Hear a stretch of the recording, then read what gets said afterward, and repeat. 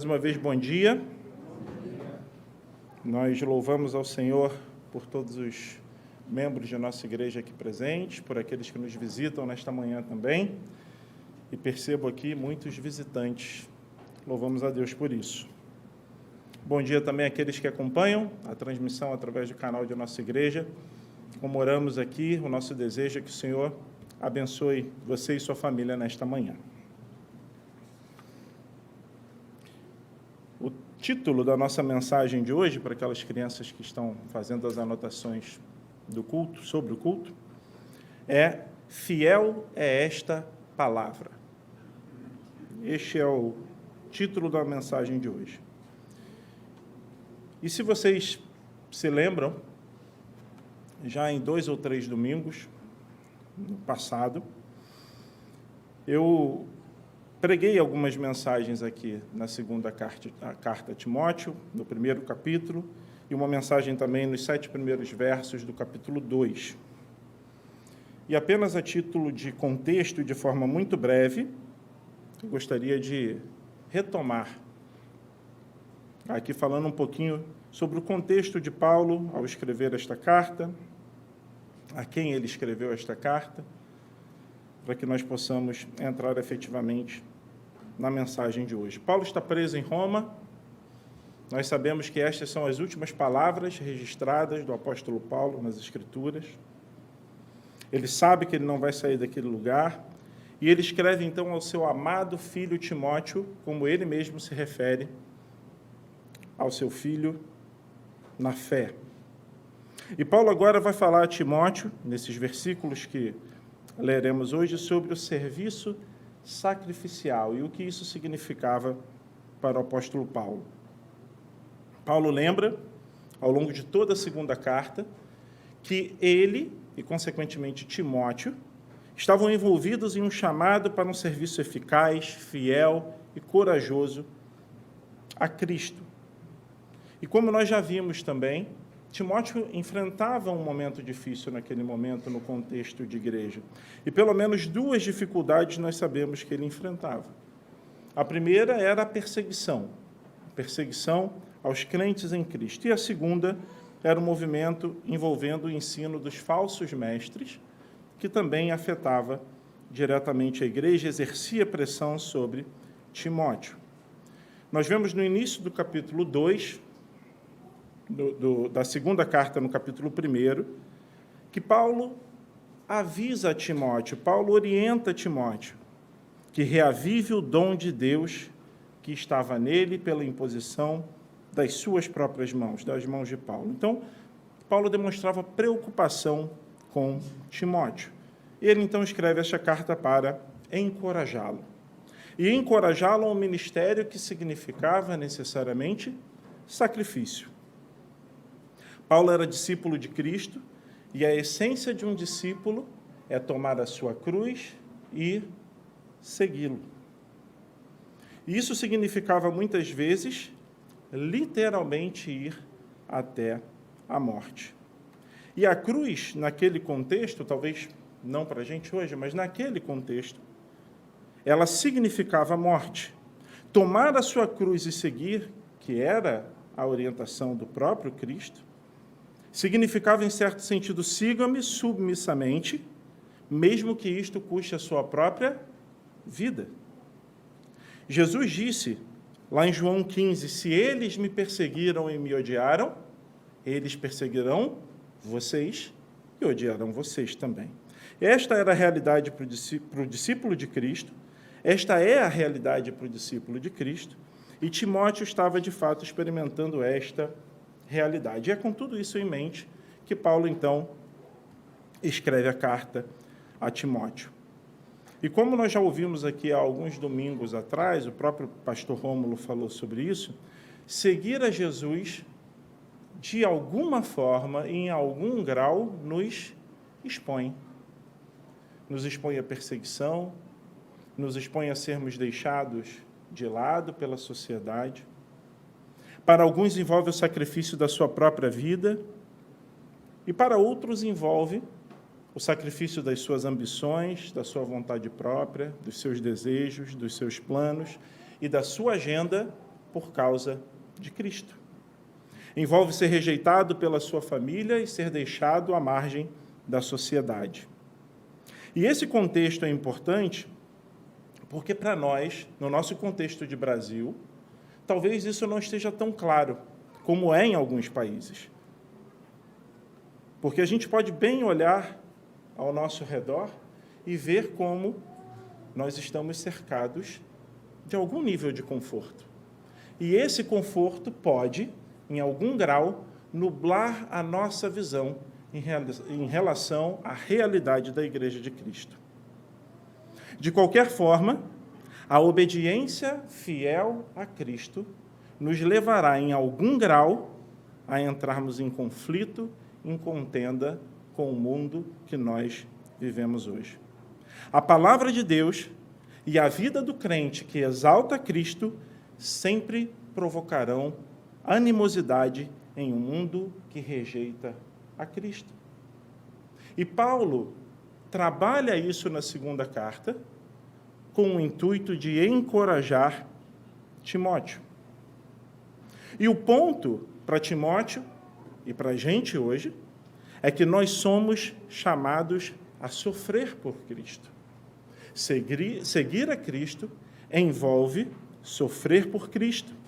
Se você vive uma vida piedosa, em um mundo ímpio, haverá uma reação negativa à vida do cristão. Então, quando nós chegamos aos versículos 8 a 13, da segunda carta a Timóteo, capítulo 2, e é o texto que leremos em seguida, Paulo está dizendo a Timóteo que ali estava a razão suficiente para sofrermos por Cristo. Essa é a ideia desse texto. Aqui está a razão suficiente para ser corajoso. Aqui está a razão suficiente para você prosseguir, para você colocar a sua vida em risco e fazer qualquer sacrifício que Cristo o chame a fazer. E esse sacrifício pode envolver a zombaria, pode ser a rejeição, pode ser você ser alienado de algumas coisas na sua vida, pode ser deserção da sua própria família, como é para alguns, e pode ser até a própria morte, como foi para o apóstolo Paulo. Paulo está dizendo a Timóteo: o valor do seu ministério supera em muito qualquer consideração pessoal que faria você recuar para se proteger diante desse contexto.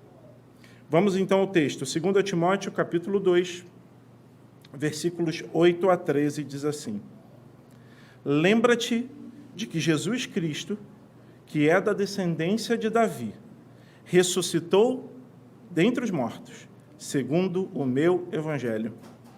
E por isso sofro trabalhos e até prisões, como um malfeitor, mas a palavra de Deus não está presa. Portanto, tudo sofro por amor dos escolhidos, para que também eles alcancem a salvação que está em Cristo Jesus com glória eterna. Palavra fiel é esta, que se morrermos com ele, também com ele viveremos. Se sofrermos, também com ele reinaremos. Se o negarmos, também ele nos negará. Se formos infiéis, ele permanece fiel. Não pode negar-se a si mesmo. Então, como falamos, Paulo quer ter certeza de que Timóteo vai pegar o trabalho e continuar. Se nós relêssemos os versículos de 1 a 7 aqui, nós veríamos que Paulo havia acabado de dar a Timóteo uma exortação muito forte para que ele continuasse a fazer o que era necessário. Ele lembra no versículo 2 que Timóteo deveria ser como um professor. Ele também faz uma analogia com um soldado que deveria batalhar e não se envolver com o mundo e fazer tudo para agradar o seu comandante. Ele também lembrou de que é necessário ser como um atleta, que trabalha duro, disciplina seu corpo, treina ao máximo, faz sacrifícios e nega-se a si mesmo para vencer. Ele também menciona o lavrador do solo. E em que sentido? Aquele que pacientemente, silenciosamente, de uma maneira bastante obediente e dedicada, trabalha dia após dia, semeando e preparando o solo, para depois vir a colheita, o que é muitas vezes um trabalho árduo, duro e solitário. Então, nos versículos 1 a 7, ele convoca Timóteo para a obra. É esse o chamado de Paulo. E nos versículos 8 a 13, ele está motivando, incentivando Timóteo para este trabalho. E por que ele deveria fazer isso? Qual era o intuito, a vontade de Paulo ao trazer isso para Timóteo? Por que ele deveria ser um professor fiel? Por que ele deveria ser um soldado, um atleta, um fazendeiro dedicado? Por que todo esse esforço? As respostas são 4 motivos que nós veremos nos versículos 8 a 13 nesta manhã. A perseguição aos cristãos naquele período era implacável. Basta lembrarmos que o próprio Paulo estava preso quando escreve a segunda carta a Timóteo. E Timóteo sabia que ele estava associado a Paulo. E se Paulo estava naquela situação, provavelmente, em algum momento, aquilo alcançaria Timóteo também. Então, aquilo era motivo de preocupação para Timóteo, a associação como Paulo. E acabar exatamente como Paulo e onde Paulo estava. Timóteo deveria, então, estar disposto a enfrentar o sofrimento. E é isso que Paulo fala aqui. E essas 4 razões que nós veremos, esses 4 motivos que nós veremos nos capítulos, nos versículos de 8 a 13, começam com a proeminência de Cristo. Paulo faz questão de lembrar a Timóteo, logo no versículo 8, a proeminência de Cristo. Proeminente é aquilo que está colocado em local mais elevado, aquilo que está colocado em local de destaque. E é isso que Paulo lembra aqui a Timóteo. Era essa força motriz no próprio coração do apóstolo Paulo. É como se ele dissesse: Timóteo, você terá maior coragem, mais ousadia. Você será capaz de suportar sua parcela de maus tratos, sofrer por Cristo. E, quem sabe, até morrer por Ele, se você lembrar de quem Ele é. Paulo não perdia de vista a proeminência daquele a quem ele servia. Diz o versículo: lembra-te de que Jesus Cristo, que é da descendência de Davi, ressuscitou dentre os mortos, segundo o meu evangelho. Então, Paulo começa lembrando a Timóteo da proeminência de Cristo. E o verbo lembrar aqui, no original, é um tempo chamado de presente contínuo, e que deseja transmitir a ideia de algo que aconteceu, que acontece e que acontecerá. É como se Paulo estivesse falando a Timóteo: mantenha sempre na sua memória, que não seja algo que você lembre um dia ou outro, uma semana ou outra, ou só os domingos, quando nós viemos aqui à igreja. Seja algo que esteja constantemente em sua memória. Não perca de vista a quem você serve, Timóteo. Isso é fundamental para o seu ministério. Paulo diz em Atos 20, servindo o Senhor com toda a humildade, com lágrimas e com as provações que me sobrevieram pelas ciladas dos judeus. Como Paulo poderia enfrentar todas essas coisas? Provações, as ciladas dos judeus, as tentativas de apedrejamento, os naufrágios. Como ele podia fazer isso?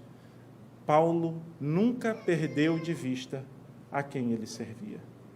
E ele faz questão de relembrar isso a Timóteo. Quando ele associa Jesus Cristo, que ressuscitou dentre os mortos, ele faz questão de lembrar a Timóteo do mais básico que a ideia de ressurreição traz, que é Cristo estar vivo. Timóteo, Cristo está vivo. Cristo reina. Não perca isso de vista. Cristo ressuscitou dentre os mortos. Que isso esteja vivo na sua memória. Ele invoca aqui a natureza de Deus e seu papel como Salvador. Não perca isso de vista. Cristo não ficou preso à morte. Cristo ressuscitou Timóteo. Cristo ressuscitou. E ao lembrarmos da sua morte, lembramos da sua obra redentora, da salvação que temos em Cristo, do perdão dos nossos pecados. Paulo também faz referência a Cristo como filho de Davi. Lembra-te de que Jesus Cristo, que é da descendência de Davi, e ele aqui refere-se à sua natureza humana, à sua linhagem real, a alguém que foi homem como nós, que sabe os desafios de viver nesse mundo. A esse Cristo nós servimos. Mantenha o foco, Timóteo, na proeminência de Cristo e continue proclamando o evangelho que eu preguei. Paulo fala no final do versículo, segundo o meu evangelho, segundo as doutrinas da graça, segundo as verdades que eu transmiti. Continua você, Timóteo, transmitindo aos demais, a outros homens fiéis, que proclamarão a outros homens fiéis a palavra do Senhor. Cristo foi odiado antes de ser amado. Ele morreu antes de receber um trono. Ele era homem antes de ser exaltado às glórias do Deus homem. Cristo é o nosso exemplo maior de como nós devemos encarar esse sofrimento. Ouçam o que diz 1 Pedro, capítulo 2, versículos 20 e 21. Pois que glória há se pecando e sendo castigados por isso? Vocês o suportam com paciência. Se, entretanto, quando praticam o bem, vocês são igualmente afligidos e suportam com paciência. Isto é agradável a Deus. Porque isto mesmo vocês foram chamados, pois também Cristo sofreu no lugar de vocês, deixando exemplo para que vocês sigam os seus passos. Cristo sofreu no lugar de vocês, deixando exemplo, deixando a referência para o cristão. E como ele aceitou o sofrimento? Sem retaliação, sem amargura, sem vingança. Ele simplesmente se entregou a Deus e suportou por causa da verdade. Cristo estabelece o padrão. O autor de Hebreus diz, olhando firmemente para o autor e consumador da fé, Jesus, o qual, em troca da alegria que lhe estava proposta, suportou a cruz, sem se importar com a vergonha, e agora está sentado à direita do trono de Deus. E esse mesmo Deus, que é soberano, vivendo uma vez como homem neste mundo, é capaz de entender o meu e o seu sofrimento. E aquele que sofreu, ele pode compreender compassivamente o sofrimento do cristão. Paulo, escrevendo aos Filipenses, diz, porque vocês receberam a graça de sofrer por Cristo e não somente de crer nele. Então, o primeiro motivo pelo qual Timóteo deveria suportar, deveria perseverar, é a proeminência de Cristo. O segundo motivo é o poder da palavra. Diz assim o versículo 9, por isso sofro trabalhos e até prisões como um malfeitor. Mas a palavra de Deus não está presa. É como se Paulo escrevesse o seguinte, olha, eu estou aqui com limitações, eu de fato tenho a minha liberdade cerceada, mas a palavra de Deus não está presa. Para ela não há limitações. E talvez quando a gente ouça aqui Paulo falar sobre prisões, estar preso como um malfeitor, talvez a gente logo associe alguma privação de liberdade, fazendo uma analogia direta com o que a gente conhece hoje de prisões, né? Mas a ideia de prisão em Roma era bastante diferente. A prisão em que Paulo estava em Roma certamente era um lugar horrível. Certamente era um lugar insalubre. Era um lugar que não se preocupavam muito com a saúde ou o bem-estar daqueles que estavam ali. Então, esqueça você toda a ideia mais básica que você tenha em relação ao saneamento.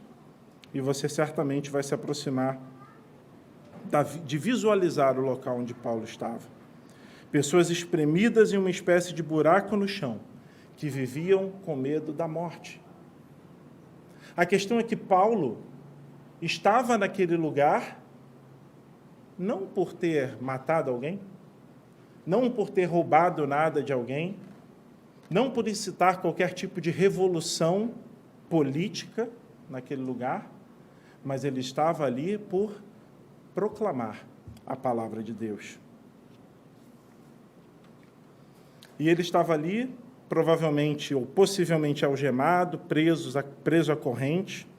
E a expressão utilizada aqui por Paulo para malfeitor, ela vem do grego kakorgos, que tem a ideia de vergonha associada a essa situação. Então, não é simplesmente o fato de você estar preso, não é simplesmente o fato de você estar privado da sua liberdade, mas é você tentar transmitir com esta expressão a ideia não apenas de ser um fora da lei, mas a ideia de vergonha envolvida a situação que Paulo se encontrava. E talvez até entre alguns cristãos era essa ideia que houvesse. A ideia de vergonha de ser associado a Paulo, que estava naquela situação. Talvez até o próprio Timóteo. E lembrem-se que Paulo está aqui escrevendo a Timóteo, seu filho amado. É como se algumas pessoas dissessem: olha, Paulo, por que você continuou pregando? Olha onde você acabou. Por que você não suavizou a sua mensagem? Por que diante de tanta dificuldade, de tanta pressão, por que você não parou de confrontar todo mundo, Paulo? Você também é uma pessoa difícil, né? Se você parasse de pregar em lugares públicos, se você parasse de confrontar o pecado das pessoas, se você simplesmente se calasse durante um tempo e deixasse a poeira baixar, talvez fosse diferente. Eu acho que você deveria ser um pouquinho mais sutil, Paulo. Tornar o evangelho um pouquinho mais agradável para as pessoas, para os seus ouvintes. Mas Paulo nunca cogitou tornar o evangelho inofensivo por medo de perder a sua liberdade, por medo de perder o direito de pregá-lo, porque Paulo sabia que um evangelho inofensivo não é evangelho. Essa ideia estava clara para Paulo, e ele não estava disposto a sacrificar o verdadeiro evangelho pela sua liberdade. E ele orienta Timóteo em relação a isso. Timóteo, tenha cuidado de transmitir aquilo que você recebeu, o meu evangelho, e transmitir a homens fiéis, que transmitirão a outros homens fiéis. Era isso que Paulo queria que Timóteo soubesse, o poder da palavra. Na parte final de sua carta aos Filipenses, Paulo faz uma saudação sucinta, e que às vezes, quando a gente lê rápido, a gente pode deixar passar. Mas ele menciona os santos da casa de César. Diz assim em Filipenses 4, 22. Todos os santos vos saúdam, mas principalmente os que são da casa de César. Paulo tinha outros planos quando ele escreve aqui aos Filipenses. Mas a sua prisão naquele período permitiu que a elite da guarda romana ouvisse o evangelho de Cristo, que de outra forma, talvez eles não ouvissem. Paulo estar preso naquele período permitiu que a guarda romana, a elite da guarda romana, os pretorianos, ouvissem a pregação do evangelho. Isso é maravilhoso, irmãos, porque eu não sei se vocês já associaram essa ideia, mas em Roma existe um intrincado labirinto de catacumbas. Catacumba é uma palavra que não é muito comum, né? A gente ouve falar isso dia a dia. A não ser quando passa algum filme do Indiana Jones, aí a gente rapidamente lembra do que são catacumbas. Mas há, no subsolo de Roma, nos arredores de Roma, aproximadamente entre 2 a 4 milhões de cristãos que foram enterrados em catacumbas.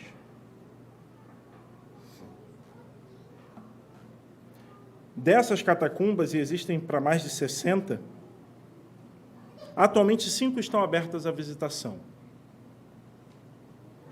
E dessas 5, em 3 delas que apareceram no site de um museu romano, lá de Roma, que eu consultei ontem, em apenas 3 delas você tem aproximadamente 47 quilômetros.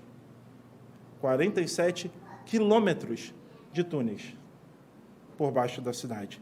E eu falei que são para mais de 60, então imagina quanto isso aqui deve ir. E elas são abertas à visitação, e em muitas delas, quando você chega, você vê símbolos cristãos que identificam que muitos daqueles que foram enterrados ali, de 2 a 4 milhões, eram cristãos.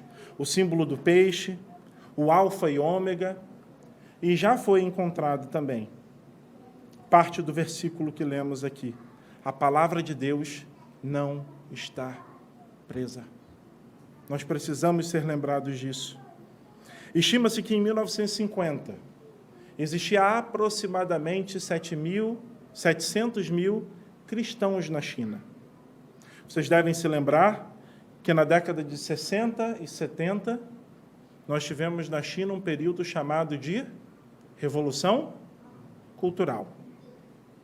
Vocês já devem ter ouvido sobre Mao Tse-tung e a perseguição daqueles que eram inimigos do regime chinês. Estima-se que, naquele período, aproximadamente 20 milhões de pessoas foram mortas por se opor ao regime de Mao. E o objetivo dele era claro, um deles, erradicar o cristianismo na China. Este era um dos objetivos dele com a Revolução Cultural. E certamente vocês já conversaram com os nossos irmãos aqui que foram missionários durante um tempo na China, e eles podem assegurar para vocês que essa vigilância, essa pressão, ela continua viva ainda hoje na China. O site da Portas Abertas, da Missão Portas Abertas, afirma e informa que ainda hoje é proibido para os menores de 18 anos frequentarem a igreja na China. Então, todas essas crianças que estão aqui hoje são proibidas de frequentar a igreja na China. Um convertido do islamismo ou do budismo enfrenta muitas ameaças e abusos por se tornar cristão. E em meio a tudo isso, em meio a toda a esse cenário desolador, a Missão Portas Abertas estima que tenhamos hoje na China aproximadamente 97 milhões de cristãos. Em 1950, aproximadamente 700 mil. Períodos de perseguição, a tentativa de erradicar o cristianismo. E chegamos a 2022, com aproximadamente 97 milhões de cristãos na China. E Paulo poderia hoje afirmar: a palavra de Deus nunca estará presa. E como isso é possível? Ela só é possível porque a palavra de Deus não está, nunca esteve, nem estará restrita, algemada. O primeiro motivo, a proeminência de Cristo. O segundo motivo, o poder da palavra. O terceiro motivo, o propósito da obra. Vejam o versículo 10. Portanto, tudo sofro por amor dos escolhidos, para que também eles alcancem a salvação que está em Cristo Jesus com glória eterna. Por que Paulo tudo sofre? Ele responde aqui: por amor dos escolhidos. Paulo sabia qual era o propósito da sua obra. Paulo sabia disso. O propósito de Paulo no sofrimento é por amor àqueles a quem Deus predestinou para a vida eterna. E aí a gente poderia imaginar, mas espera aí, por que Paulo precisava dar a sua vida em relação aos eleitos se eles são eleitos? Por que isso? Por que tanto sofrimento? Deus não os salvará? Por que você não recua e diz, eu não preciso me envolver nisso, eu não preciso me arriscar tanto, afinal, Deus já os elegeu, eu não preciso arriscar no meu pescoço. E nós sabemos e temos aprendido do púlpito da nossa igreja que a doutrina da eleição é maravilhosa.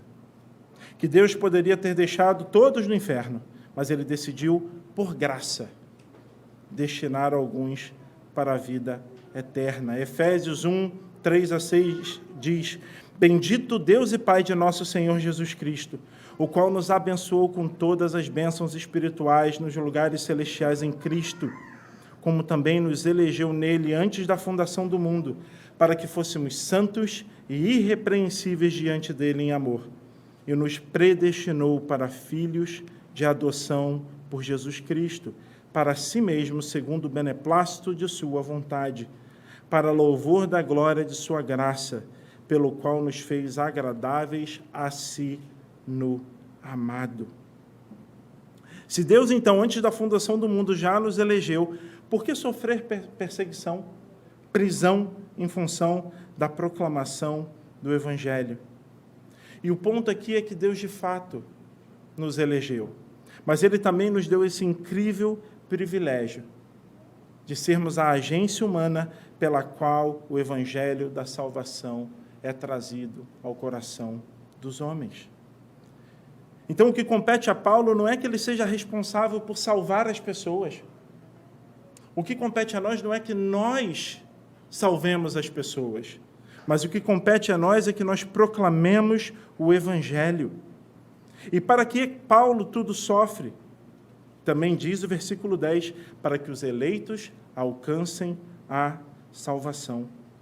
Filipenses 1, 21-24, porque para mim o viver é Cristo e o morrer é ganho. Mas se o viver na carne me der fruto da minha obra, não sei então o que devo escolher. Mas de ambos os lados estou em aperto, tendo o desejo de partir e estar com Cristo, porque isto é ainda muito melhor. Mas julgo mais necessário, por amor de vós, ficar na carne. Paulo sabia que era muito melhor estar com Cristo, mas ele diz que se viver na carne, permanecer entre vós, der fruto da sua obra, é isso que ele entende necessário.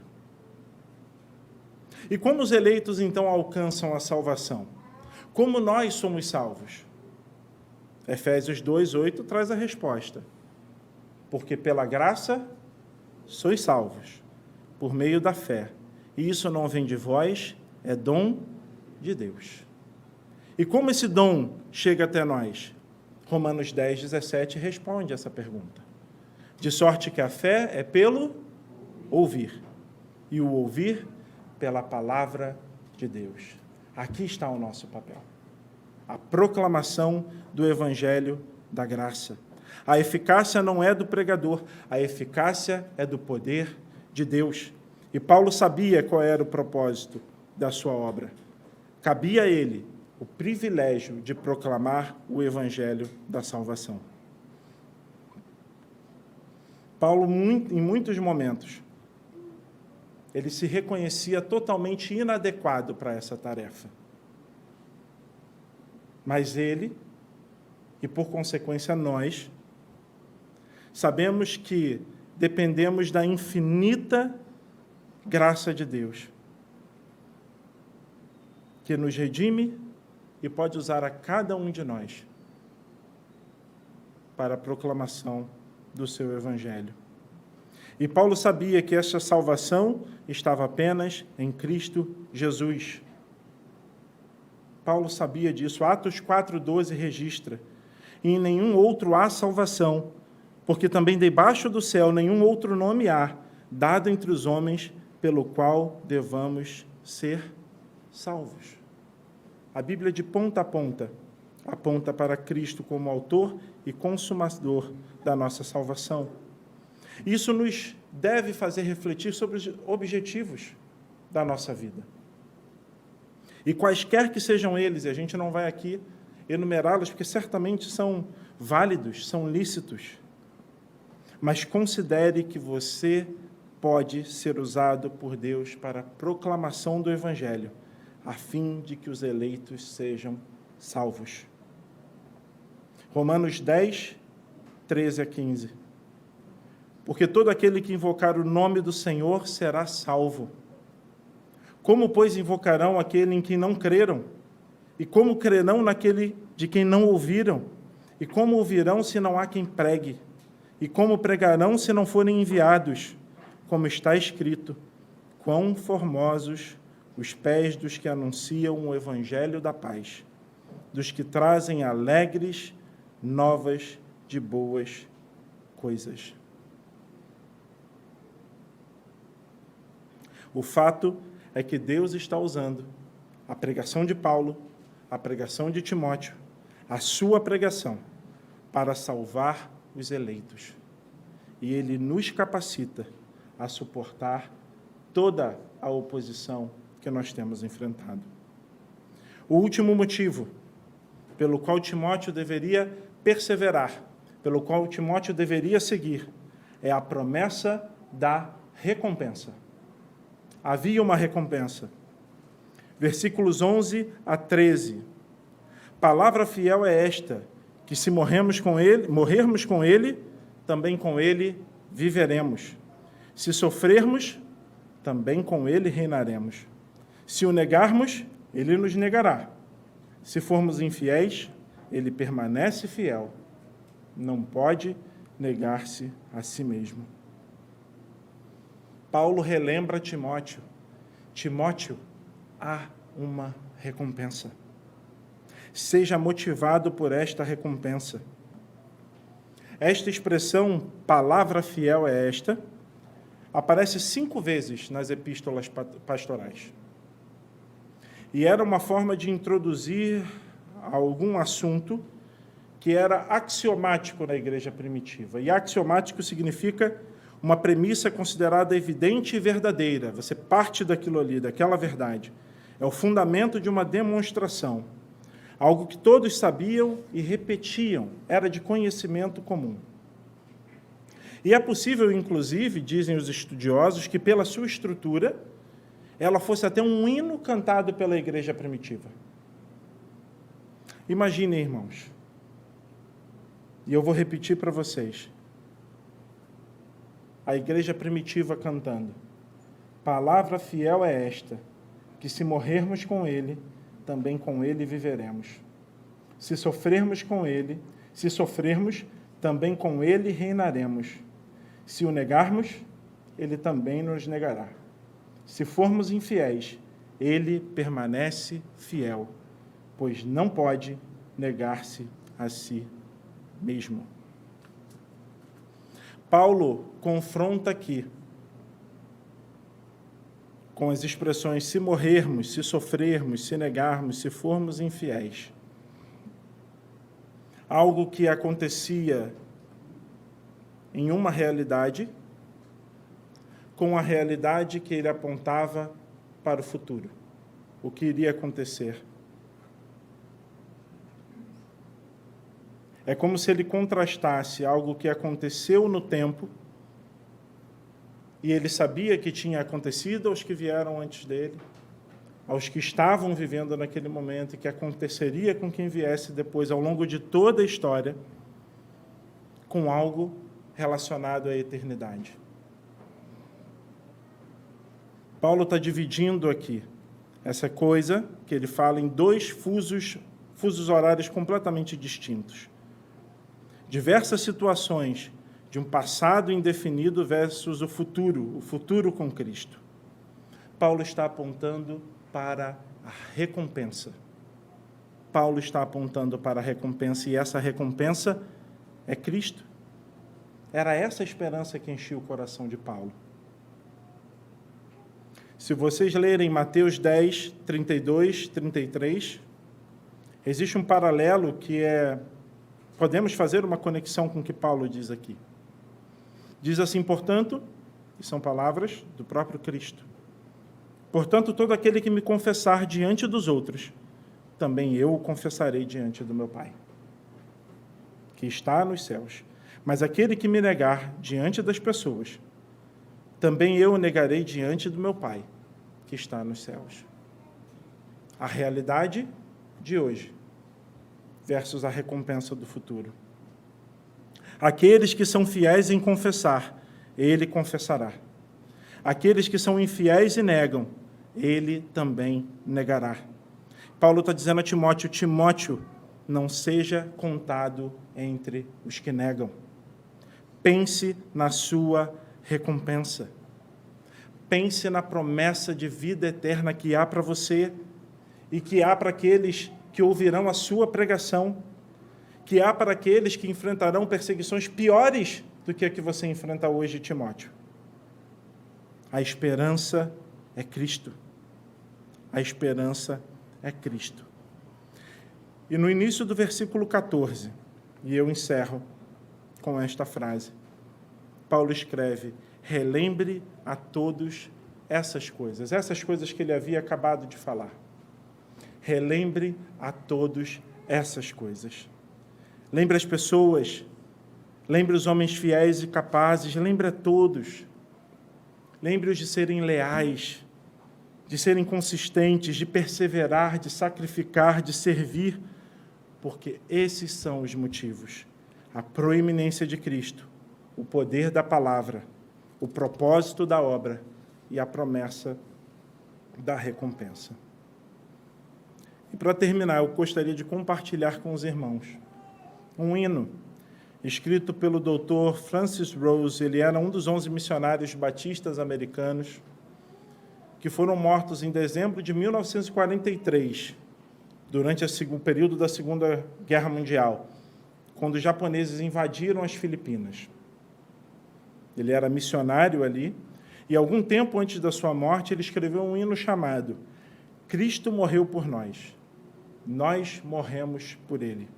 Ele diz assim: todo o progresso humano até Deus manchou as escadas do tempo com sangue. Cada ganho para a cristandade é comprado pelo martírio de alguém.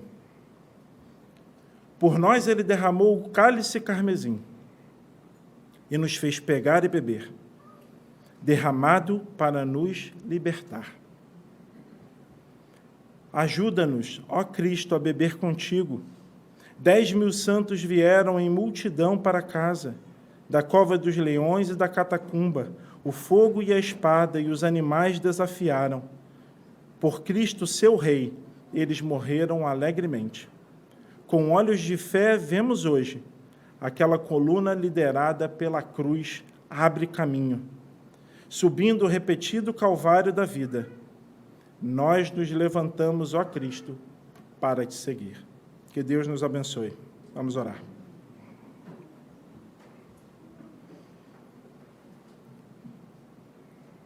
Pai, nós te agradecemos esta manhã pelo alto chamado que é nosso em Cristo.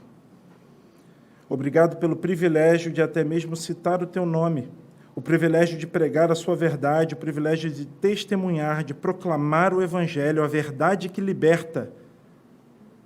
Dê-nos ousadia, dê-nos coragem e ajude-nos a saber que não há apenas hostilidade lá fora, Senhor. Há aqueles cujos corações estão preparados para receber a mensagem, ouvir a verdade, crer e serem salvos. Oramos para que desta congregação o Senhor levante aqueles que têm coragem, grande ousadia, que falarão a verdade não apenas entre aqueles que já creem, mas entre aqueles que não creem, que não conhecem ao Senhor. Pedimos isso para a glória daquele a quem servimos, daquele em cujo nome oramos, nosso Senhor Jesus Cristo. Amém.